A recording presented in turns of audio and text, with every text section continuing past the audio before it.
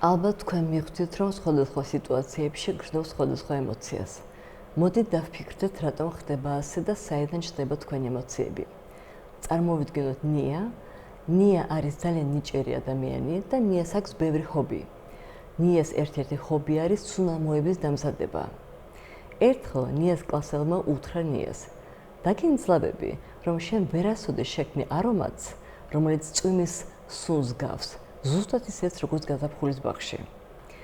ნია მიიღო ეს გამოწვევა, წავიდა სახლში და ეგრევე შეუდგა სუნამოს დამზადებას. თავიდან ნია გრძნობდა სიხარულს და სასიამოვნო აღელვებას, რადგან ფიქრობდა, რომ მას ძალიან მარტივად გამოუვა ან არომატის შექმნა.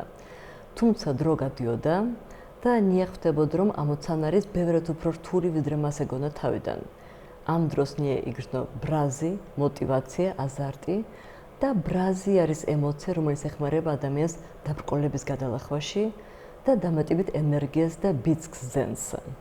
თუმცა დრო გადიოდა, სუნამოს დამზადება არ გამოსდიოდა და ნია მიგრძნო შიში.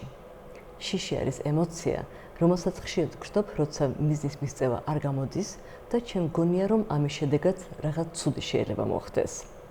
შიშის შემდეგ ნიამ იგრძნო სევდა და სევდა არის ძალიან საინტერესო ემოცია, რომელიც რაღაცნაირად გვაჩერებს, გვაფიქრებს, სევდის დროს ჩვენ შეგვიძლია გადავაფასოთ სიტუაცია, დავფიქრდეთ სხვადასხვა ვარიანტებზე და სევდის ფონზე ნიამ იფიქრა: ზუსტად ვიცი, რომ ყველა ჩემი კლასელი ჩემი მეგობარია, მაინც არ გამაკრიტიკებენ, ხვალ ვეტყვი, რომ ვერ მოახერხა სუნამოს დამზადება და შემდგომში უკეთ ვისწავლე არომატების დამზადებას.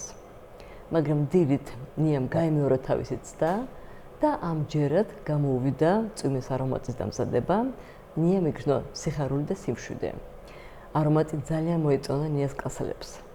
მაგრამ როდესაც ნია დაბრუნდა სახლში, იგრძნო მობეზრება და ადამიანი იგრძნობს მობეზრებას, როცა მას არ აქვს კონკრეტული მიზანი და შესაბამისად არ იცის რა უნდა გააკეთოს.